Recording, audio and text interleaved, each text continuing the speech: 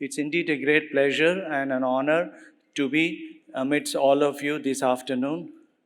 And I need to just re-emphasize to you that all of these knowledgeable audience, the honorable members of this august gathering, are fully aware about what obstructive sleep apnea is all about. But my task today is to pinpoint to you certain features, certain important aspects which are typical from our Indian perspective.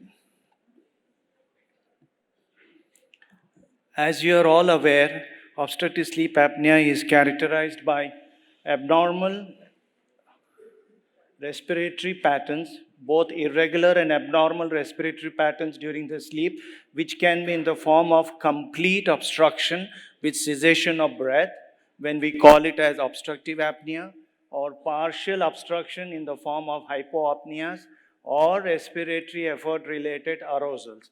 Any of these three combinations may be responsible for the abnormal respiratory pattern. Patient will characteristically have sleepiness, fatigability, poor concentration at place of work, and this is primarily because of the disruption in his sleep pattern. Patient may also complain of snoring, restlessness, resuscitative snorts, which is due to disturbed sleep. So a combination of all these factors is responsible for the syndrome of obstructive sleep apnea. Based upon a combination of these obstructive apnea events and daytime symptoms of disturbed sleep, we make sure that the clinical diagnosis of obstructive sleep apnea is based. Several guidelines have been published in the last 10 years. Most important are the Indian obstructive sleep apnea guidelines, which was pioneered by Professor Sharma from All India Institute, New Delhi. And this was published about 4 or 5 years ago in Lung India. And also the American Academy of Sleep Medicine guidelines, which all endorse that you have to have 5 or more obstructive events in the form of apneas, hypoapneas, or respiratory effort-related arousals per hour of sleep with 1 or more of the following.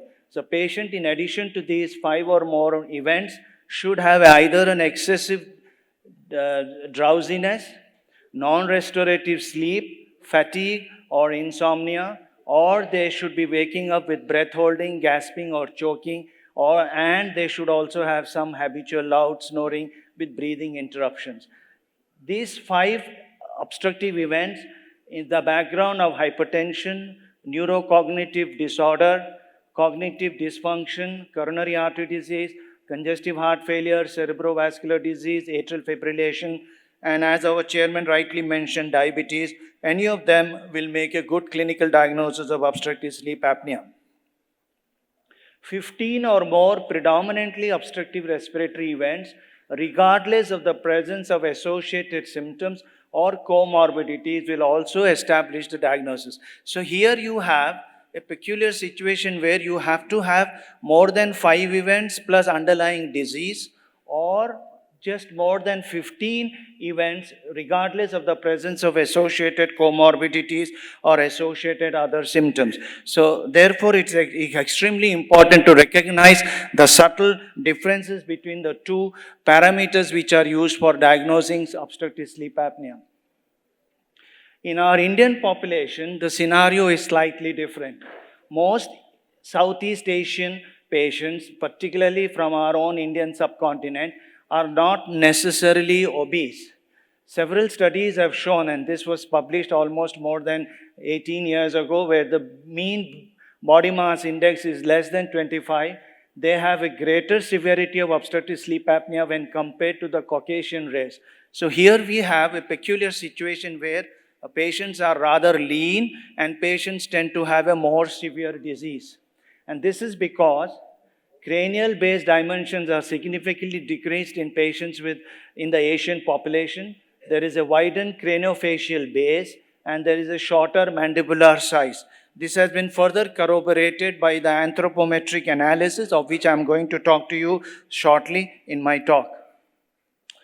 Our own study, which was published almost 15 years ago in the International Journal of Sleep, clearly showed that obesity was not necessarily present in more than 2/3 of the cases.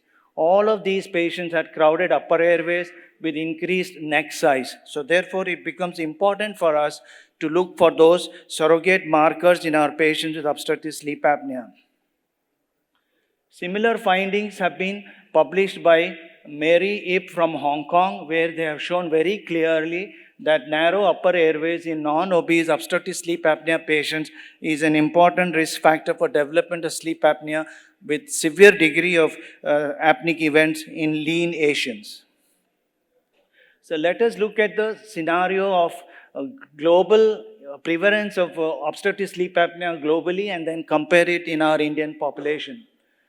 Several years ago, the epidemiological work done by Peppard and his colleagues showed that with an events of more than 5 per hour, the prevalence in adult males was close to about 25%, and in adult females was close to about 15%. With an hypoapnea index of more than 5 events plus one of the symptoms or signs of OSA, the prevalence tends to come down to not more than 15% in males and in a 5% in females. If you look at the Indian scenario, there is one study which was published by our colleague Zarir Udwadia from Bombay, and this study, which was published almost about 15 years ago, showed, this was from Bombay, showed variable statistics, and poorly this was biased because it was only looking at the urban population without any representation from rural India. And they said that the overall prevalence varied from 7% to 19%. Our own data, which was published again about 5 years ago, clearly showed that with the apnea-hypopnea index of more than 5 events per hour, the prevalence in men was around 20% and the prevalence in women was around 12%. Once you have an apnea-hypopnea index of more than 5 events plus one or more symptoms, the prevalence almost reduces to about 14% and 8%, thereby telling us that depending upon the underlying comorbid conditions, the overall prevalence will be different. As regards the pediatric population, let us look at what is the prevalence in our own country. This study, which was published by Sinha and his colleagues, published almost about 8 years ago, showed that the overall prevalence in Indian population was up to about 2 to 4% associated with various mid-phase hypoplasia syndromes. Also, they showed that those who had large tongue, those pediatric patients who had large tongue due to trisomy or with one of those rare syndromes, those who had cerebral palsy, those who had myotonic dystrophy, there was a very relatively higher incidence of sleep apnea in these pediatric population. That brings us to the question, why is it that sleep apnea seems to be more common in Indian population? I think the answer lies in the fact that this is because of the central obesity. The waist-hip ratio is definitely much more in our Indian population. To add it up, we have narrow upper airways supported by these anthropometric data. This was a study from the North Indian obstructive sleep apnea patients by Dheeraj Chaudhary and his colleagues, which was just published about 1.5 years ago, where they showed, anthropometric analysis clearly showed there was a significant narrowing at level 1, that is rhinopharyngeal level, and also narrowing at level 3, that is retropalatal oropharyngeal level. And there was significant alteration of the anthropometry of upper airways, and all of this was responsible for a rather severe degree of obstruction in our Indian population. There was a similar study from South India where they showed, and this was published just about a year ago, where they showed similar anthropometric findings showing that definitely Indian population is at a high risk of development because of the narrow upper airways. The common features we are all familiar with: excessive daytime sleepiness, non-restorative sleep, so the patient doesn't feel fresh when he gets up from his sleep, and witness apneas by the spouse or the bed partner, awakening with choking sensation, restlessness at night.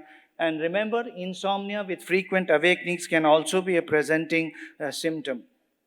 Majority of these patients, because of their frequent obstructive events, lack of oxygenation to the brain, they have lack of concentration at place of work because of constantly the brain feeling tired, and neurocognitive deficits occur, mood changes, early morning headaches, and threatening dreams, vivid, strange dreams can also be a feature in some of those patients.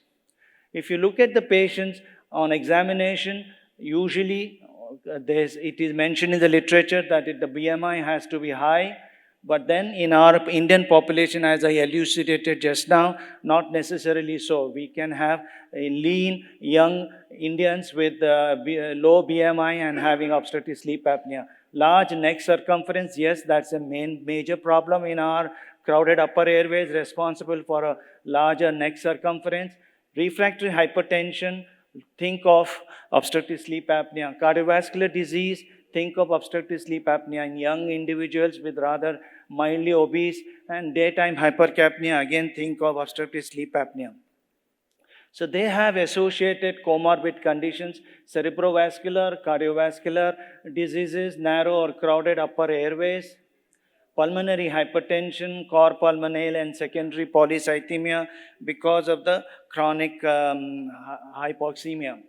Small proportion of patients with obstructive sleep apnea may complain of insomnia, paradoxically, because they are unable to maintain good quality of sleep. So insomnia with repeated awakenings should prompt a clinician to consider in the differential diagnosis obstructive sleep apnea as the cause.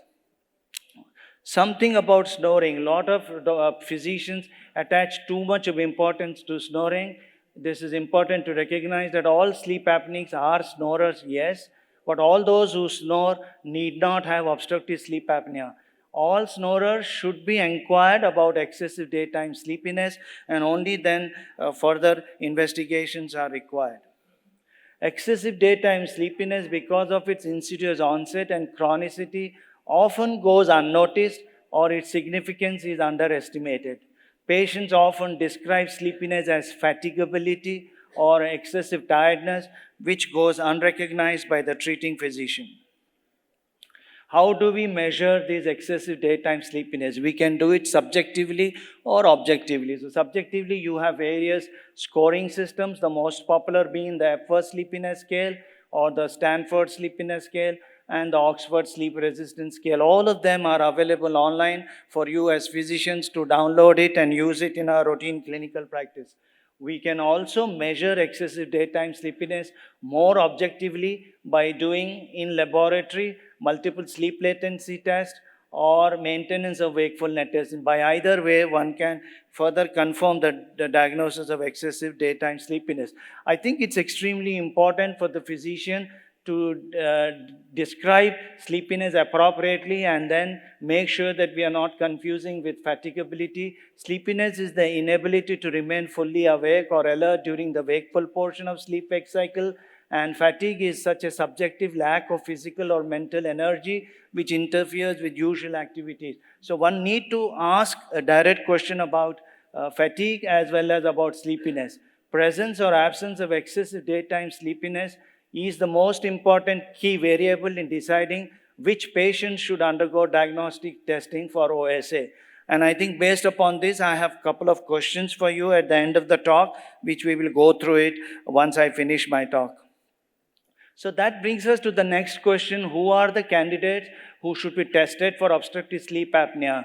There seems to be now a commercial attempt at labeling most of the obese patients in our community, in our population, by doing sleep studies, home monitoring sleep studies, where the physicians get some cut in ordering for those investigations. So I think it is extremely important for us as physicians to recognize when should we really ask for the testing.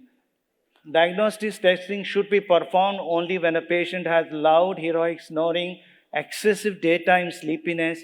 In the absence of excessive daytime sleepiness, snoring in persons working with heavy machinery or those who are involved in critical professions such as airline pilots, bus drivers, truck drivers, those are the group of patients. In the absence of excessive daytime sleepiness, if there are heavy snorers, then they should be evaluated further, but not otherwise. Which diagnostic test should you do? Should you do a routine 16-channel polysomnogram? Or can you get away with doing portable monitoring? Ours is a poor country from the point of view of limited resources. Asking a patient to go through a 16-channel polysomnogram in the sleep lab, which costs around 10,000 rupees, is not always the answer because not many patients may be able to afford it. And let me remind our foreign faculty that these tests are not reimbursable by the insurance. Neither the investigation nor the treatment of sleep apnea is reimbursed by the insurance company. So therefore, at the end of the day, the patient pays through his own pocket for getting the diagnosis done and for getting the treatment. So let's look at the polysomnogram. This is a full night attended in-lab polysomnogram, which is supposed to be the gold standard, as mentioned by various guidelines across the world. Ideally, one should do the first half with the diagnostic and then the next half by using the positive airway pressure either with CPAP or BiPAP and show and document that there is elimination of the apneic episodes. A negative polysomnogram should be viewed with high degree of skepticism, particularly when you have a clinical suspicion of OSA as a very high clinical suspicion. So therefore, you have to take it with a pinch of salt when a negative polysomnogram comes in a patient where you are clinically suspecting sleep apnea. A word about portable monitors. There are several of them. At home, you can do it unattended, and various devices are available. Those patients where there is a high pre-test probability of moderate to severe obstructive sleep apnea, then in such a situation, portable monitor can be used justifiably to confirm the diagnosis of obstructive sleep apnea. Remember, portable monitors should not be used in patients who have comorbid conditions that predispose them to other sleep-related breathing disorders other than obstructive sleep apnea. It is important to recognize that whatever monitor you are using, you should record the airflow, the respiratory effort, and the oxygen saturation. So those three are mandatory. There are 3 or 4 types of portable devices available. As I said, the polysomnogram, the 16-channel one, is the type 1 device, which is the gold standard, where the technician oversees the whole night's monitoring. Type 2 devices, which are used outside the sleep lab, completely unattended. There is nobody to monitor what's going on with the patient. You just strap it up the patient at home, and next day morning you see the recording. Type 3 devices, which are very commonly used, they measure 2 respiratory variables, the airflow and the thoracic movements, 1 cardiac variable, the heart rate, and oxygen saturation. Unfortunately, sleep variables, the EEG, is not part of this monitoring, and it is totally unattended. Type 4 devices, where only 1 or 2 variables are recorded, measure airflow and oxygen saturation, again unattended. There are several limitations of these portable monitors. They cannot detect arousals from sleep because they do not monitor the EEG. Respiratory effort-related arousals cannot be detected. Hypoapneas characterized by arousals cannot also be detected. Therefore, there are severe limitations of these portable monitors. This leads to underestimation of respiratory disturbance index and under-recognition of upper airway resistance syndrome. Also, one must remember that most of these portable monitors, they don't use position sensor, so we won't be able to identify in which position the patient is developing obstructive events. They will also not be able to distinguish REM from non-REM sleep, obviously because EEG is not being used, often underestimate apnea-hypoapnea index, increasing the likelihood of false negative results. So those are the various limitations of the portable monitors. Absence of trained technologists to correct and clarify the artifacts and make ongoing equipment adjustment is another major disadvantage. There is a potential data loss or distortion of the data. There is a high degree of potential for misinterpretation of results due to limited data, no measuring of EEG, no published standards for scoring or interpretation even in year 2019. So therefore, that brings us to the important question, which are the patients who should undergo the various type of monitoring and why we should actually do this. It is important to recognize that obstructive sleep apnea needs to be first confirmed as a diagnosis and then offered appropriate treatment.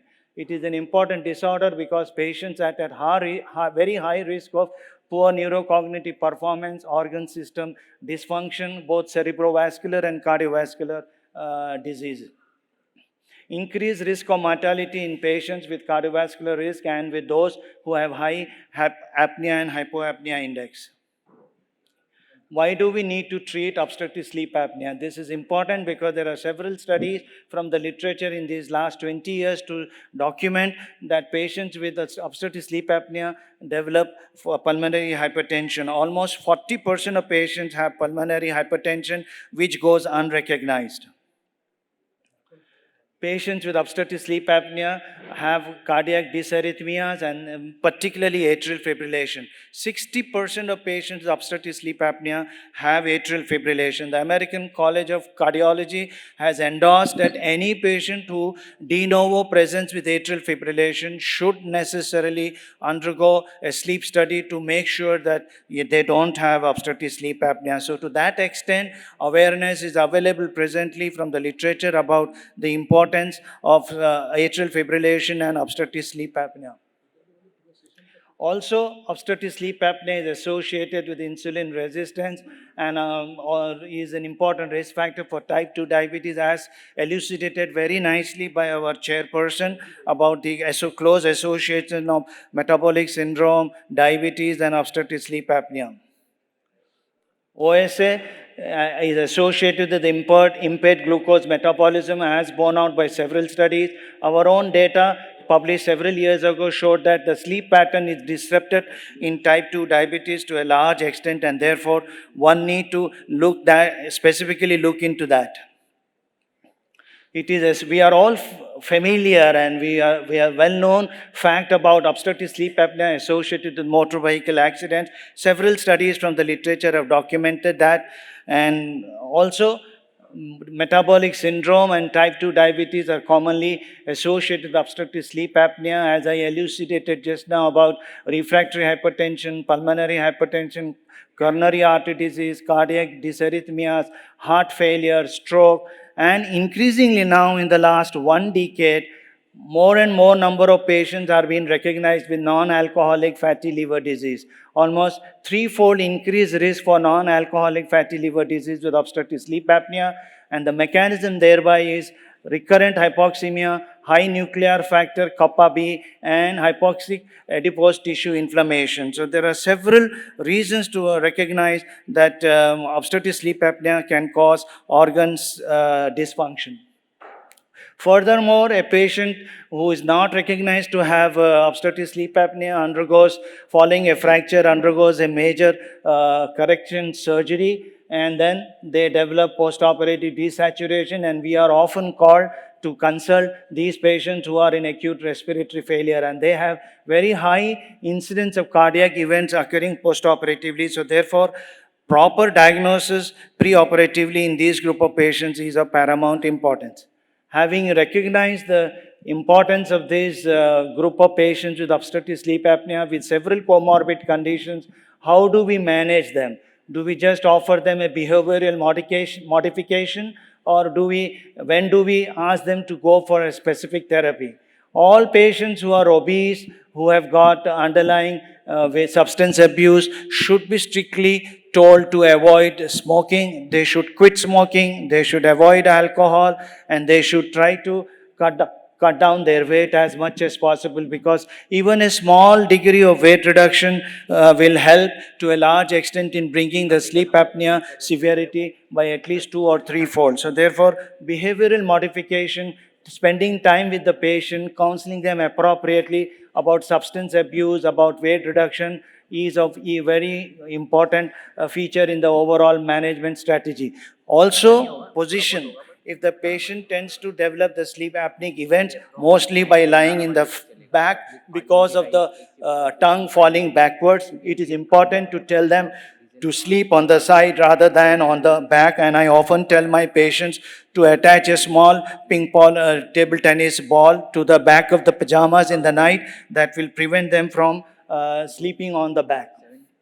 Let us look at the positive airway pressure, the CPAP or the BiPAP. What are the current guidelines, and when do we initiate the treatment? The American Academy of Sleep Medicine recommends that CPAP or BiPAP therapy to all patients once the respiratory disturbance index is more than 15 events per hour. And for those patients who are in this category of 5 to 14 events, you should have either evidence of some excessive daytime sleepiness or some witness breathing cessation along with loud heroic snoring or awakening due to gasping or choking. So it is important that just we are not treating numbers, we treat numbers along with those type of symptoms in an individual patient. Respiratory disturbance index with number of apneas, hypoapneas, and respiratory effort related arousals per hour need to be looked at before we initiate treatment in our patient. Which type of positive airway pressure would you use? Would you use a CPAP or a BiPAP or an AutoPAP? All these are expensive. The AutoPAP is extremely expensive, costs more than 1 lakh rupees in our country. So I think the next slide shows you that CPAP generates fixed continuous pressure during both the inspiratory as well as the expiratory phase. The BiPAP pressure alternates between a fixed inspiratory and a lower expiratory level, which allows a differential titration of IPAP and EPAP. So that's the difference between the CPAP and the BiPAP, where you have alternating pressure with this fixed inspiratory and a lower expiratory level in the BiPAP. Whereas in AutoPAP, the pressure changes throughout the night in response to changes in airflow, in response to your respiratory events and snoring. Presently, there is no clinical evidence to choose between CPAP, BiPAP, or AutoPAP. All are equally effective, but then there seems to be a trend in our population and the physicians alike where they say that they would go for AutoPAP rather than CPAP and BiPAP. But honestly speaking, all are equally effective, provided you are using the basic CPAP with no mask leak, and if the interface with the mask and the face is appropriate, CPAP will work truly effectively. Patient comfort is the key in deciding which device one would require.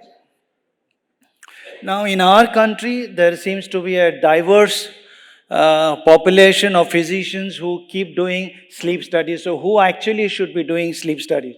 Should it be a pulmonologist, or should it be a board certified, trained, qualified sleep specialist, or should it be an internist, MD in general medicine with interest in sleep studies, or is it a neurologist or a ENT specialist? I work in a tertiary setup and I see referrals from all sorts of these people who request for sleep studies in our sleep lab.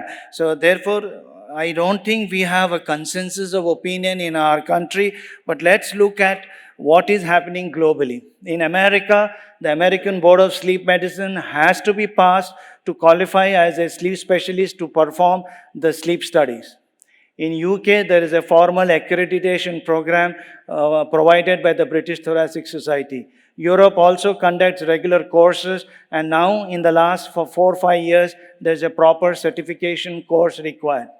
The less said, the better in our country. There is a whole lot of gamut of physicians who are experimenting with doing sleep studies, creating false positive cases, and also at the other spectrum, we have patients who have false negative results. Those who are genuinely suffering with sleep apnea are not being given the appropriate treatment. So ladies and gentlemen, what I have done in these last 20-25 minutes is to give you a bird's perspective of a bird's eye view about how sleep apnea is evolved in these last 10 years and what are the basic differences in our Indian population. I think we will take up questions now from the interactive session.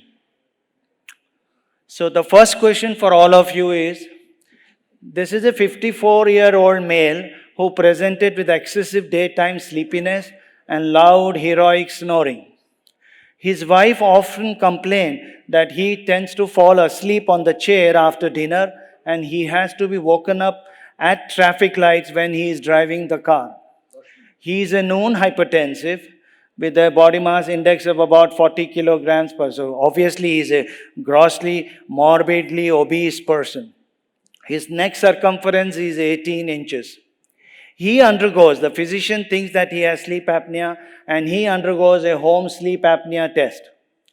Total study was for 6 hours with a total of 18 respiratory events, 4 obstructive and 2 hypoapnic events. So the question to all of you is, which is the best next step? Would you like to start him on modafinil because of his excessive daytime sleepiness? Would you straight away start him on CPAP? Or would you order a multiple sleep latency test? Or would you order an in-lab 16-channel polysomnogram? So now is the time for all of you to please key in your answers, please. I hope you have keying your answers in your smartphones. So would you start oral therapy with modafinil, or would you straight away go and start him on CPAP, or would you order a multiple sleep latency? Good. So almost there are only a few of them who have asked for an in-lab sleep. Okay, multiple sleep latency.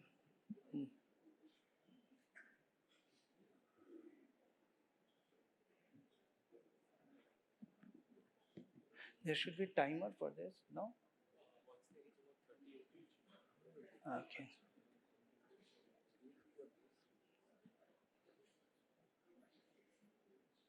Any more responses from the audience, please? I think we have 2 more questions to take it up. So please hurry up, answer your question as quickly as you can.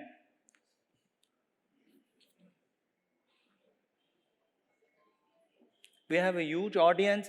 Some of you are feeling shy. I think your names won't be displayed here, so don't worry about it. Whatever you feel appropriate, please key in your answer.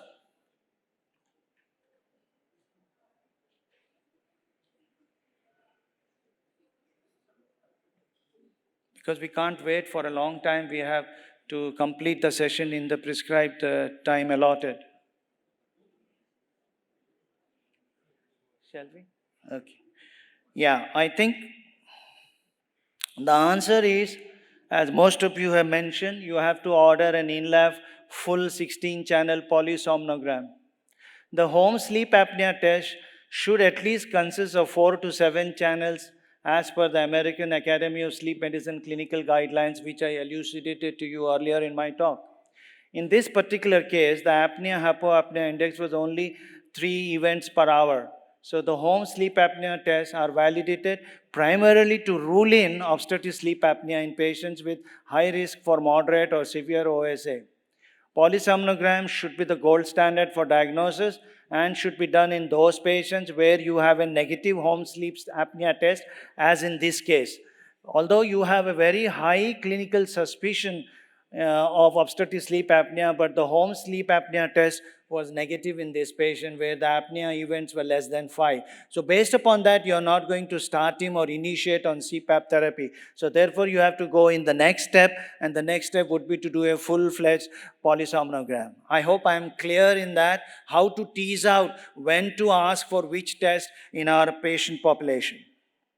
We'll take up the next question now. Which of the following statements concerning central sleep apnea is true? Central sleep apnea is more common than obstructive sleep apnea in patients with heart failure. Daytime hypercapnia, I apologize for the typing error there, is not seen in patients with central sleep apnea. Obesity is a common finding. CPAP is not effective in patients with central sleep apnea. Unlike in OSA, snoring is an uncommon complaint. Start keying in your answers, please. So is sleep apnea more common than obstructive sleep apnea? Do you have daytime hypercapnia? Is obesity a common finding? Is CPAP not effective?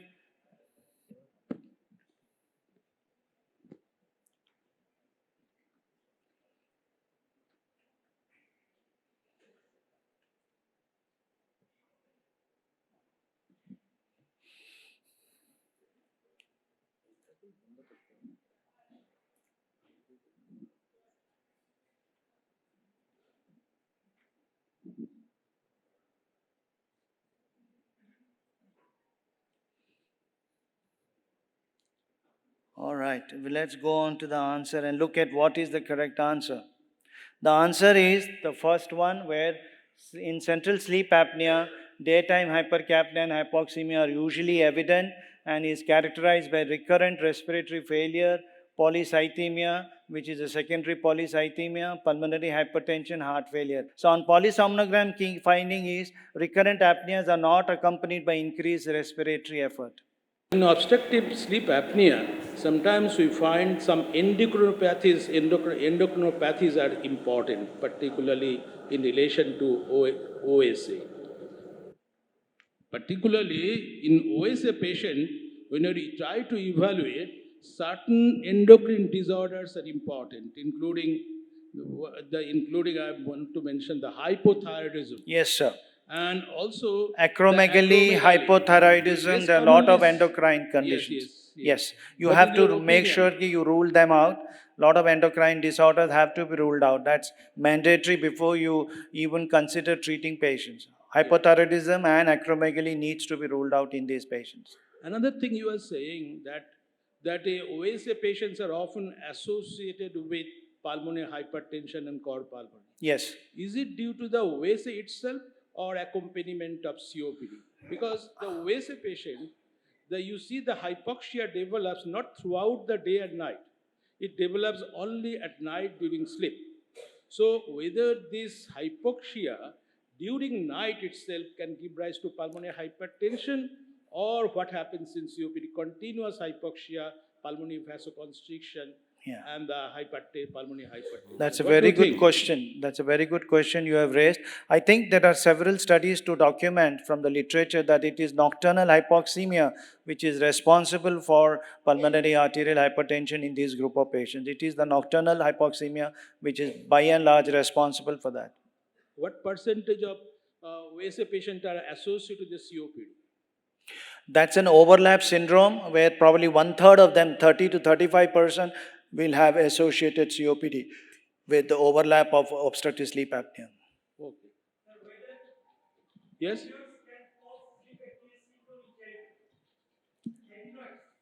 Adenoids, yes. Adenoids In in children, yes. in children, yes. Yes, you are Tonsils and adenoids can mimic with obstructive sleep apnea. Yes. Whether allergic rhinitis can predispose us to this problem.